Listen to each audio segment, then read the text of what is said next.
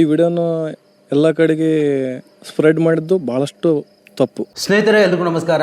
ಪವಾಡ ಮಾಡ್ತೇನೆ ಅಂತ ನಂಬಿಸಿದ್ದ ಸ್ವಯಂ ಘೋಷಿತ ದೇವಮಾನವನಿಗೆ ಈಗ ಕಾನೂನು ಪೆಟ್ಟು ಬಿದ್ದಿರುವಂಥದ್ದು. ಹೌದು, ಅಪ್ರಾಪ್ತ ಬಾಲಕಿಯ ಮೇಲೆ ಅಸಭ್ಯ ವರ್ತನೆ ತೋರಿದ ಆರೋಪ ಹೊತ್ತಿರುವ ಯಾದಗಿರಿಯ ಮಲ್ಲಿಕಾರ್ಜುನ ಮುತ್ಯಾಗೆ ಕೋರ್ಟ್ನಲ್ಲಿ ಭಾರೀ ಹಿನ್ನಡೆ ಉಂಟಾಗಿದೆ.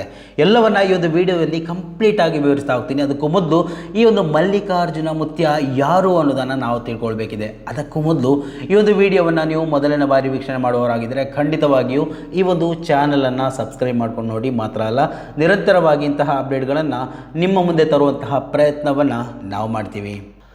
ಮಲ್ಲಿಕಾರ್ಜುನ ಮುತ್ಯ ಮೇಲೆ ಈಗಾಗಲೇ ಪೋಕ್ಸೋ ಪ್ರಕರಣ ದಾಖಲಾಗಿದೆ. ಪ್ರಕರಣ ದಾಖಲಾಗ್ತಾ ಇದ್ದಂತೆ ಮುತ್ಯ ಎಸ್ಕೇಪ್ ಕೂಡ ಆಗಿದ್ದ. ಬಂಧನ ಭೀತಿಯಿಂದ ಮೊದಲು ಹೈಕೋರ್ಟ್ ಮೆಟ್ಟಿಲೇರಿದ್ದ. ಆದರೆ ಆತ ಅಲ್ಲಿ ಅರ್ಜಿ ವಾಪಸ್ ಪಡೆದು ಯಾದಗಿರಿ ಜಿಲ್ಲಾ ನ್ಯಾಯಾಲಯದಲ್ಲಿ ನಿರೀಕ್ಷಣಾ ಜಾಮೀನನ್ನು ಕೂಡ ಕೋರಿದ್ದ. ಅಸಲಿಗೆ ಈ ಒಂದು ವಿಡಿಯೋವನ್ನು ನೋಡ್ತಾ ಇರೋರಿಗೆ ಕನ್ಫ್ಯೂಷನ್ ಆಗ್ಬೋದು, ಈ ಮಲ್ಲಿಕಾರ್ಜುನ ಮುತ್ಯ ಯಾರು? ಮಲ್ಲಿಕಾರ್ಜುನ ಮುತ್ಯ ಯಾದಗಿರಿ ಜಿಲ್ಲೆಯ ಶಹಾಪುರ ತಾಲೂಕಿನ ಮಹಲ್ ರೋಜಾ ಮಠದ ಪೀಠಾಧಿಪತಿ. ಸುಮಾರು 26-27 ವರ್ಷ ಪ್ರಾಯದ ಇವರು ಉತ್ತರ ಕರ್ನಾಟಕದ ಭಾಗದಲ್ಲಿ ದೇವಮಾನವ ಅಥವಾ ನಡೆದಾಡುವ ದೇವರು ಅಂತ ಭಕ್ತರಿಂದ ಕರೆಯಲ್ಪಡ್ತಾರೆ.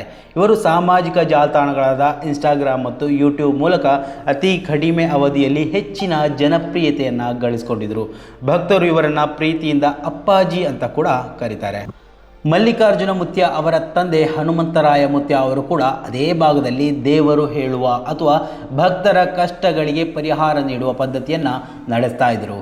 ತಂದೆಯ ನಿಧನದ ನಂತರ ಅವರ ಕೊನೆಯ ಮಗನಾದ ಮಲ್ಲಿಕಾರ್ಜುನ ಅವರು ಪೀಠವನ್ನು ಅಲಂಕರಿಸಿ ಸಣ್ಣ ವಯಸ್ಸಿನಲ್ಲೇ ಸಾವಿರಾರು ಭಕ್ತರನ್ನು ಸಂಪಾದಿಸಿಕೊಂಡಿದ್ದಾರೆ.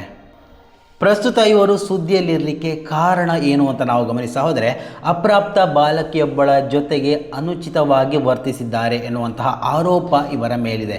ನೋಡಿ, ಇದಕ್ಕೆ ಸಂಬಂಧಪಟ್ಟಂತಹ ಕೆಲವೊಂದು ವಿಡಿಯೋಗಳು ಸಾಮಾಜಿಕ ಜಾಲತಾಣದಲ್ಲಿ ವೈರಲ್ ಆಗ್ತಾ ಇತ್ತು.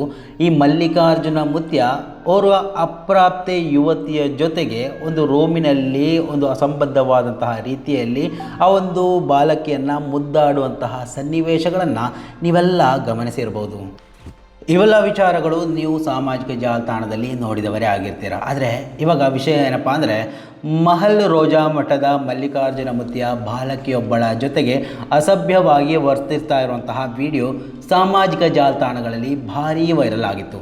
ಈ ವಿಡಿಯೋ ನೋಡಿ ರಾಜ್ಯ ಮಕ್ಕಳ ರಕ್ಷಣಾ ಆಯೋಗ ಗರಂ ಆಗಿತ್ತು. ತಕ್ಷಣ ತನಿಖೆಗೆ ಆದೇಶಿಸಿದ ಬೆನ್ನಲ್ಲೇ ಫೆಬ್ರವರಿ 25ರಂದು ಗೋಗಿ ಪೊಲೀಸ್ ಠಾಣೆಯಲ್ಲಿ ಮುತ್ಯಾನ ವಿರುದ್ಧ ಪೋಕ್ಸೋ ಕಾಯ್ದೆಯಡಿ FIR ಕೂಡ ದಾಖಲಾಗಿತ್ತು. ಇಷ್ಟೆಲ್ಲ ಬೆಳವಣಿಗೆ ಆಗ್ತಾ ಇದೆ ಅಂತ ಗೊತ್ತಾದರೆ ಮುತ್ಯ ಸುಮ್ಮನೆ ಇರ್ತಾನ? ಖಂಡಿತವಾಗಿಯೂ ಸುಮ್ಮನಿರಲಿಲ್ಲ. ಕೇಸ್ ದಾಖಲಾಗ್ತಾ ಇದ್ದಂತೆ ಮುತ್ಯ ಎಸ್ಕೇಪ್ ಆಗ್ತಾನೆ. ಬಂಧನ ಭೀತಿಯಿಂದ ಮೊದಲು ಹೈಕೋರ್ಟ್ ಮೆಟ್ಲೇರಿದ್ದ.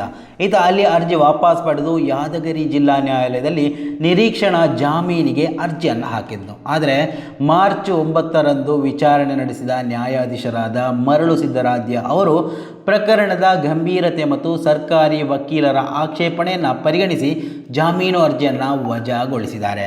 ಮಲ್ಲಿಕಾರ್ಜುನ ಮುತ್ಯ ಅವರು ಓರ್ವ ಪ್ರಭಾವಿ ವ್ಯಕ್ತಿಯಾಗಿದ್ದು ಸಾಕ್ಷಿಗಳ ಮೇಲೆ ಪ್ರಭಾವ ಬೀರಬಹುದು ಎಂಬ ಕಾರಣಕ್ಕೆ ನ್ಯಾಯಾಲಯ ಜಾಮೀನು ನೀಡಲು ನಿರಾಕರಿಸಿರುವಂಥದ್ದು. ಸದ್ಯ ಈ ಒಂದು ಪ್ರಕರಣದಲ್ಲಿ ತನಿಖೆ ಚುರುಕುಗೊಳ್ತಾ ಇರುವಂಥದ್ದು. ಪೊಲೀಸರು ಈಗಾಗಲೇ ಮಲ್ಲಿಕಾರ್ಜುನ ಮುತ್ಯ ಅವರ ಕೈಯಲ್ಲಿದ್ದಂತಹ 4 ಮೊಬೈಲ್ ಫೋನ್ಗಳನ್ನು ವಶಪಡಿಸಿಕೊಂಡಿದ್ದಾರೆ. ಈ ಫೋನ್ಗಳಲ್ಲಿ ಇನ್ನು ಏನೇನು ಅಸಲಿ ಸಾಕ್ಷ್ಯಗಳು ಸಿಗಲಿದೆ ಎಂಬ ಕುತೂಹಲ ಮೂಡಿಸಿರುವಂಥದ್ದು. ಈಗಾಗಲೇ ನಾವೆಲ್ಲ ಗಮನಿಸಿರ್ಬೋದು, ಅವರು ಉಪಯೋಗಿಸುವಂಥದ್ದು ಇನ್ಸ್ಟಾಗ್ರಾಮ್ ಇರ್ಬೋದು ಅಥವಾ ಯೂಟ್ಯೂಬ್ ಮುಖಾಂತರ ಅವರ ಸಣ್ಣ ಸಣ್ಣ ವಿಡಿಯೋಗಳು ವೈರಲ್ ಆಗ್ತಾ ಇರುತ್ತವೆ. ಅಂದರೆ ಶಾರ್ಟ್ಸ್ಗಳು ಯಾವತ್ತಿಗೂ ಕೂಡ ಅತ್ಯಂತ ವೇಗವಾಗಿ ಜನರನ್ನು ತಲುಪುತ್ತೆ. ಇದೇ ರೀತಿ ಉತ್ತರ ಕರ್ನಾಟಕದಲ್ಲಿ ಬಹುಮುಖ್ಯ ಜನರನ್ನು ಅಟ್ರಾಕ್ಟ್ ಮಾಡೋದಕ್ಕೆ ಕೂಡ ಅವರು ಸೋಷಿಯಲ್ ಮೀಡಿಯಾವನ್ನೇ ಬಳಸ್ಕೊಂಡಿದ್ರು. ಅವರ ತಂದೆ ಕೂಡ ದೇವರು ಹೇಳುವಂತಹ ಒಂದು ಕೆಲಸವನ್ನು ಮಾಡ್ತಾ ಇದ್ರು. ಅವರ ಕಾಲ ನಂತರ ಕೊನೆಯ ಮಗನಾದಂತಹ ಮಲ್ಲಿಕಾರ್ಜುನ ಮುತ್ಯ ಅವರ ಆ ಒಂದು ಸ್ಥಾನಕ್ಕೆ ಬಂದಿದ್ದರು. ಈಗ ನ್ಯಾಯಾಲಯದಲ್ಲಿ ಜಾಮೀನು ಸಿಗದಂತಹ ಕಾರಣ ಈ ದೇವಮಾನವನಿಗೆ ಜೈಲು ಶಿಕ್ಷೆಯ ಭೀತಿ ಎದುರಾಗಿರುವಂಥದ್ದು.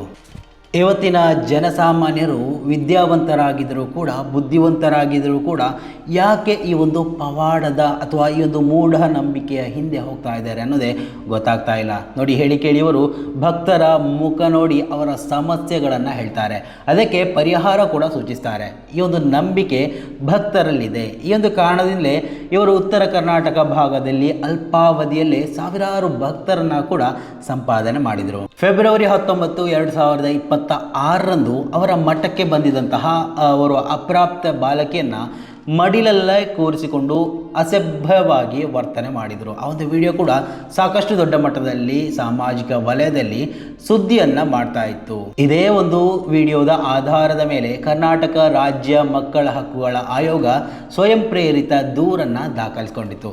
ನಂತರ ಜಿಲ್ಲಾ ಮಕ್ಕಳ ಕಲ್ಯಾಣ ಸಮಿತಿಯ ಸೂಚನೆಯಂತೆ ಶಹಾಪುರದ ಶಿಶು ಅಭಿವೃದ್ಧಿ ಯೋಜನಾಧಿಕಾರಿಗಳು ದೂರು ನೀಡಿದ ಹಿನ್ನೆಲೆಯಲ್ಲಿ ಗೋಗಿ ಪೊಲೀಸ್ ಠಾಣೆಯಲ್ಲಿ ಪೋಕ್ಸೋ ಕಾಯ್ದೆಯಡಿ FIR ಕೂಡ ದಾಖಲಾಗಿರುವಂಥದ್ದು.